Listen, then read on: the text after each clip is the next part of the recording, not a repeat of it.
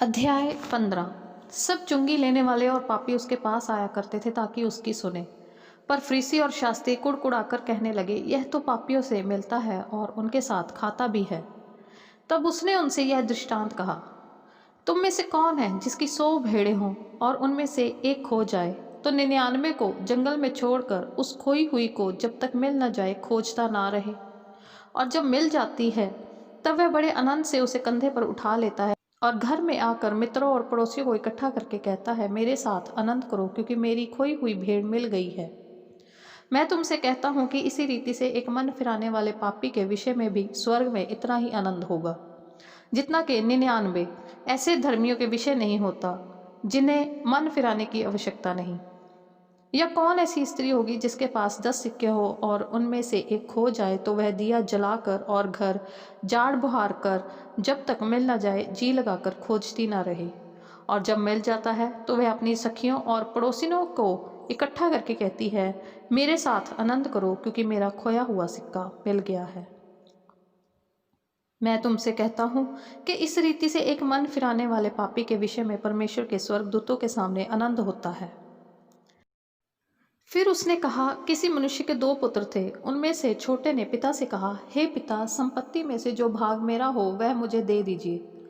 उसने उनको अपनी संपत्ति बांट दी। बहुत दिन ना बीते थे कि छोटा पुत्र सब कुछ इकट्ठा करके दूर देश को चला गया और वहां कुकर्म में अपनी संपत्ति उड़ा दी। जब वह सब कुछ खर्च कर चुका तो उस देश में बड़ा अकाल पड़ा और वह कंगाल हो गया। इसलिए वह उस देश के निवासियों में से एक के यहाँ जा पड़ा। उसने उसे अपने खेतों में सूअर चराने के लिए भेजा और वह चाहता था कि उन फलियों से जिन्हें सूअर खाते थे अपना पेट भरे, और उसे कोई कुछ नहीं देता था। जब वह अपने आपे में आया तब कहने लगा, मेरे पिता के कितने ही मजदूरों को भोजन से अधिक रोटी मिलती है और मैं यहाँ भूखा मर रहा हूँ। मैं अब उठकर अपने पिता के पास जाऊँगा और उससे कहूँगा कि पिताजी, मैंने स्वर्ग के विरोध में और तेरी दृष्टि में पाप किया है। अब इस योग्य नहीं रहा कि तेरा पुत्र कहलाऊं। मुझे अपने एक मजदूर के समान रख ले। तब वह उठकर अपने पिता के पास चला। वह अभी दूर ही था कि उसके पिता ने उसे देखकर तरस खाया और दौड़कर उसे गले लगाया और बहुत चूमा। पुत्र ने उससे कहा, पिताजी, मैंने स्वर्ग के विरोध में और तेरी दृष्टि में पाप किया है और अब इस योग्य नहीं रहा कि तेरा पुत्र कहलाऊं। परंतु पिता ने अपने दासों से कहा, झट अच्छे से अच्छा वस्त्र निकाल कर उसे पहनाओ और उसके हाथ में अंगूठी और पाँव में जूतियां पहनाओ और पला हुआ बछड़ा ला कर मारो ताकि हम खाएं और आनंद मनाएं। क्योंकि मेरा यह पुत्र मर गया था फिर जी गया है, खो गया था अब मिल गया है। और वे आनंद करने लगे। परंतु उसका जेठा पुत्र खेत में था। जब वह आते हुए घर के निकट पहुंचा तो उसने गाने बजाने और नाचने का शब्द सुना। अतः उसने एक दास को बुलाकर पूछा, यह क्या हो रहा है?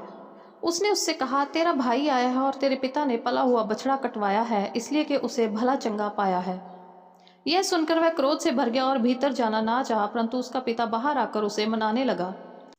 उसने पिता को उत्तर दिया, देख, मैं इतने वर्ष से तेरी सेवा कर रहा हूँ और कभी भी तेरी आज्ञा नहीं टाली, तो भी तूने मुझे कभी एक बकरी का बच्चा भी ना दिया कि मैं अपने मित्रों के साथ आनंद करता। परंतु जब तेरा यह पुत्र जिसने तेरी संपत्ति वेश्याओं में उड़ा दी है आया तो उसके लिए तूने पाला हुआ बछड़ा कटवाया। उसने उससे कहा, पुत्र, तू सर्वदा मेरे साथ है और जो कुछ मेरा है वह सब तेरा ही है, परंतु अब आनंद करना और मगन होना चाहिए क्योंकि यह तेरा भाई मर गया था फिर जी गया है, खो गया था अब मिल गया है।